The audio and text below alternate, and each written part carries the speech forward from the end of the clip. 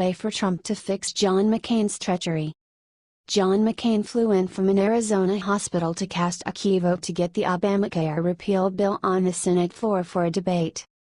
This was a good sign that the Republicans had the numbers and would finally push through their much-awaited repeal in replace of the dreaded Obamacare advertisement, but something unexpected happened on the way to the future.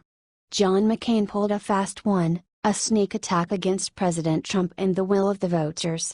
As the debate raged on, first Mike Pence tried to get John to cast the vote their way, then President Trump got on the phone and tried to get John to reason, and then it was Mitch McConnell. All failed to persuade the maverick, and he dramatically, a little too dramatically, and embraced his inner showboat and turned a thumbs down on 8 years of promises and on a big win for Trump. Advertisement, he cast the deciding vote, and that is all she wrote. "This is clearly a disappointing moment," Mitch said. "I regret that our efforts were simply not enough this time." Now, I imagine many of our colleagues on the other side are celebrating. Probably pretty happy about all this. But the American people are hurting, and they need relief. But Mike Huckabee discovered an easy way to solve the treachery of John McCain and the 2 other GOP senators who betrayed Trump. Former Arkansas Governor Mike Huckabee is now calling for a repeal of the 17th Amendment. This would totally change the way senators are elected, and would make sure McCain betrayal was the last time. The amendment, ratified in 1913, set up the popular election of senators, who before that had been elected by state legislatures.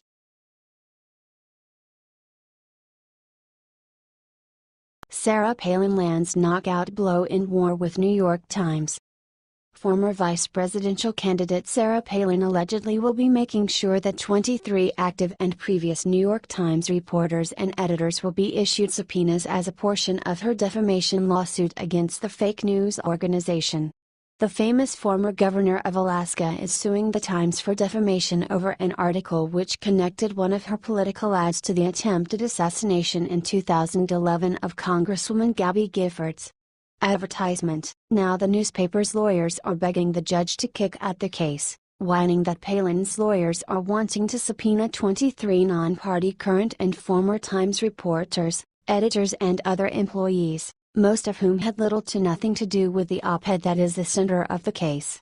Palin's lawyers are adamant about attaining relevant documents that will show the Times' negative publications and feelings against her. Palin also demands that the net bring out every communication they have delivered to each other since 2011. Advertisement. In an effort to eliminate the case, the Times said there was no actual malice contained in the June 14 op-ed. They were quick to correct the issues after their consumers complained.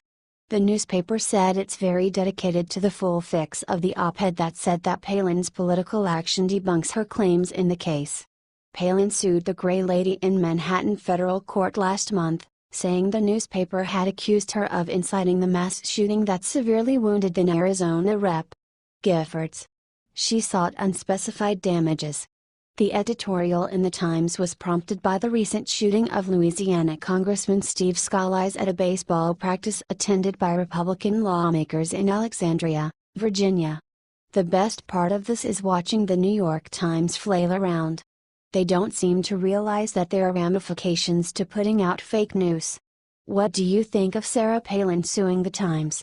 Do they deserve?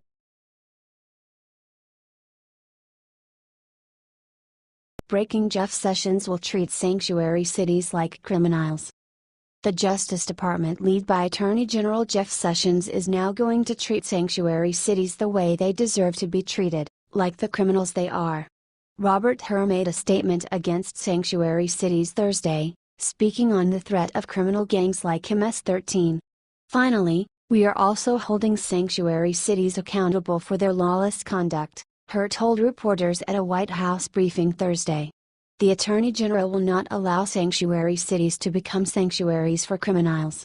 Advertisement. Immigration and Customs Enforcement Agency top dog, Acting ICE Director Thomas Homan, also chimed in at the meeting and called the cities a criminal's best friend. Homan was very adamant about ICE doing what they need to do to enforce the laws on the books regarding illegal immigration. He even brought up the future border wall as one more tool in the toolbox. Attorney General Jeff Sessions is a very devout supporter of enforcing the immigration laws, is very adamant about punishing sanctuary cities. He is vowing to withhold millions of dollars in federal funds originally directed to those cities. Advertisement: This is what the American people should be able to expect from their cities and states, Sessions said, adding that the measures are long overdue requirements that will help us take down MS-13 and other violent transnational gangs, and make our country safer. This is exactly what we needed. We need the liberals to learn their place, and they need to learn that their social experiments have no place in American law. Illegal immigration is illegal. I'm not sure how that is so confusing for the left. Law is law, don't break the law. There is a reason loads of criminals or liberals, they don't think the laws apply to them. It's actually quite pathetic. What do you think of Jeff Sessions being a driving force behind getting rid of the sanctuary city?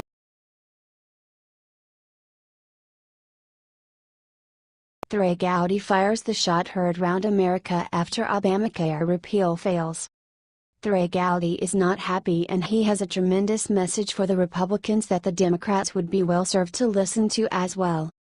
The Republican congressman from South Carolina and the chairman of the House Oversight Committee cut right to the heart of the matter. Advertisement: Our problem is for 7 years we've been telling folks what we're against and what we're opposed to, and then we've had 7 months to govern, and the best we can come up with is a skinny plan on 24 hours notice? He asked in amazement. We've got to get better at telling people what we believe, why we believe it, Gowdy continued, and then persuading them it's right for the country. We've had plenty of time to do it.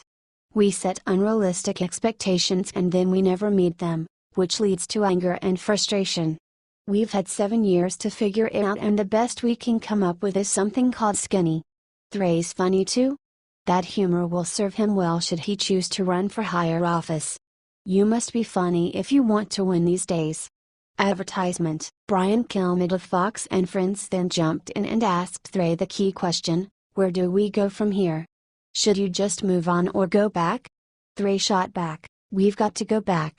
It impacts 20% of the economy. It was a fundamental promise of the Trump campaign.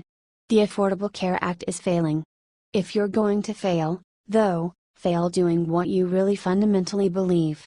The health care. I would propose changes that are transformational. And it's going to require persuading my fellow citizens, including some independents and Democrats, that this is best for the country. Then Thre concluded with another few hilarious jokes: it's not going to be done with 24 hours notice and a bill that has the word skinny in it. It's hard to persuade people, I get that, I used to have to do it for a living, and I'm married. Share if you agree with Thre.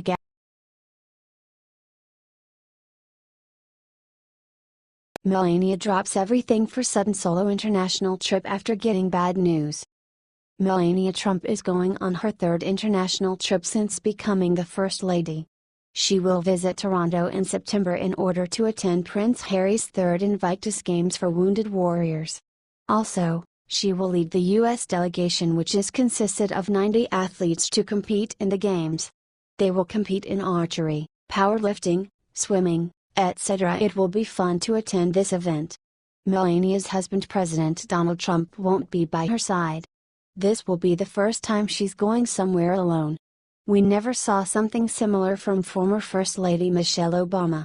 Freedom Daily reports the announcement of this particular trip could haven't been more ironic and perfect. Just hours ago, President Donald Trump sent out one of his most infamous Twitter messages yet, sending liberals in America into a complete meltdown. Early Wednesday morning, he let every citizen of our nation know that transgendered individuals would no longer be allowed to serve in the military. Melania's decision to travel alone came right after Trump announced on Twitter that the United States will no longer accept or allow transgender people in the military. Trump knows what he's doing, and this decision was made in the best interest of our country. People who are serving in the military should be healthy and to have a good state of mind in order to work their job properly. Freedom Daily reports we're in volatile times right now, with the Islamic State on the rise, more frequent terrorist attacks, and North Korea threatening to use a nuclear weapon on America.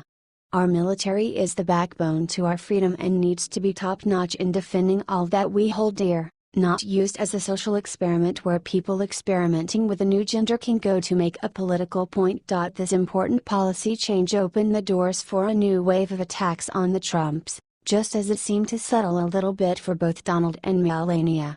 The news about Melania's trip in September couldn't have arrived in a better time. At least people now will focus on her for a while rather than the president's transgender ban. Although Melania is an immigrant, she has more love and respect for our military than Michelle ever had. She constantly shows that she appreciates the service members no matter what. However, that's not enough for the liberals to attack her with every chance they get. But, Melania is proof that immigrants who enter a country legally are proud citizens who appreciate America and the military.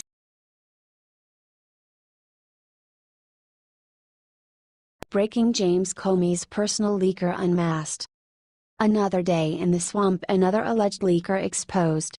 First Anthony Scaramucci came in and got rid of one White House leaker, and now it seems Jeff Sessions and his Department of Justice is hot on the trails on another, and this one is big. The big fish, if you will, and what could be James Comey's hand-picked leaker. Advertisement: sure, after he was fired, James Comey had a different leaker for his dirty deeds, an old law school chum. But what was going on when he was at the FBI? Who was doing all that leaking? We want to know, but more importantly Trump wants to know. Add to the intrigue is an explosive new report from Circa, and they are naming names. Advertisement: according to them, FBI General Counsel James Baker is allegedly under investigation by the Justice Department for leaking classified national security information to the media.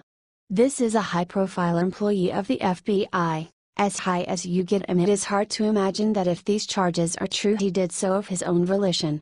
Sarah A. Carter is a national and international award-winning journalist and writes for many new outlets including Circa. She is well known for breaking many high-profile stories since President Trump took office and has shamed the liberal media into reporting them after they turn out to be true. She claims to have multiple government officials close to the probe, who spoke on the condition they not be identified, and said a top FBI lawyer is allegedly under an investigation for leaking classified information. She writes, FBI General Counsel James A. Baker is purportedly under a Department of Justice criminal investigation for allegedly leaking classified national security information to the media. Baker is a close confidant of former FBI Director James Comey, and he was reportedly advising the then FBI Director on legal matters following private meetings the former director had in February with President Trump in the Oval Office. Share this if you believe we finally plugged